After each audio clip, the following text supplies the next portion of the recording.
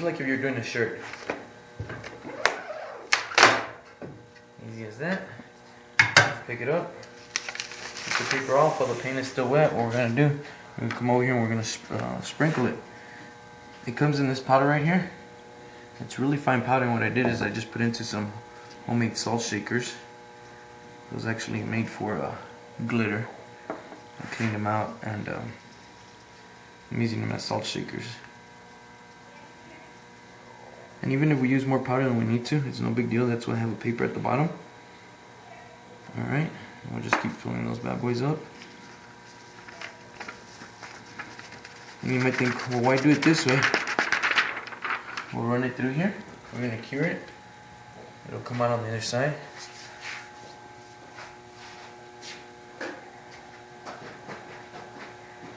I cure it just like if I was going to cure a shirt. Right here, we already have some made. So what I'm just going to do is I'm going to cut these out. Cut these out. And sometimes you'll see that they might bubble on the edges. That's just fine because it's just the powder on it. The paint stayed fine. I will turn on. We're gonna put this on the shirt. We're gonna do it on the sleeve, which I'm gonna put the sleeve in there, and I'm gonna press it down without nothing on there for about 5 to 10 seconds, and that just to press the shirt to give it a nice flat surface. Once we do that, we're gonna lift it up, and this is the left sleeve. I'm glad I noticed because we're putting them all in on the right sleeve. Just gonna be this side. So let's set the shirt in here.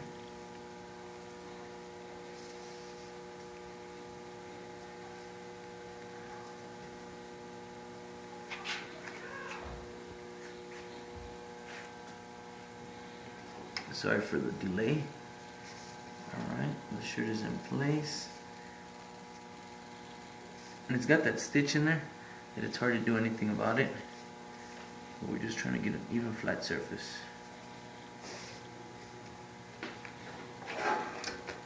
So I'll do that once again because I had the wrong side on. A minute ago my assistant here left me hanging.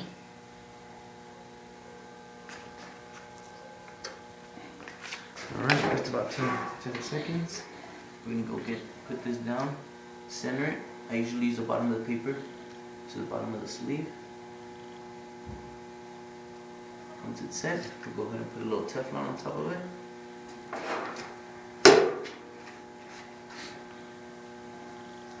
And we'll leave it for the 14 seconds.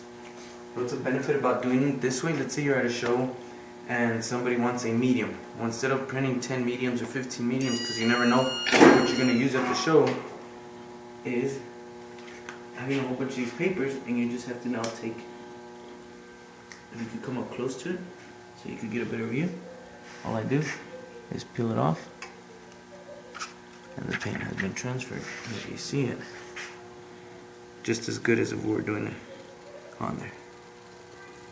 And the benefit of this, like I was saying, is you print out a whole bunch of these. You print out a whole bunch of these and you can fit a whole bunch on one sheet. As you can see, I didn't fully use the whole thing here. I could have filled it up with more, but this was my first run with it. And remember, you always do your image backwards, not like a regular t-shirt. And like I said, the benefit of this, you take 6 of them for one sheet, and now you have 6 on one sheet versus having 6 different shirts with guessing, okay, am I going to take a large, a small, medium? You just take a whole bunch of shirts with you blank, and if you don't sell them at that show, those shirts never go to waste, versus putting these already on the shirt, and then at the show you're stuck with shirts that you don't need. So that's about it, and simple as that. You turn around, you put this powder back in the jar, and it's reusable every time.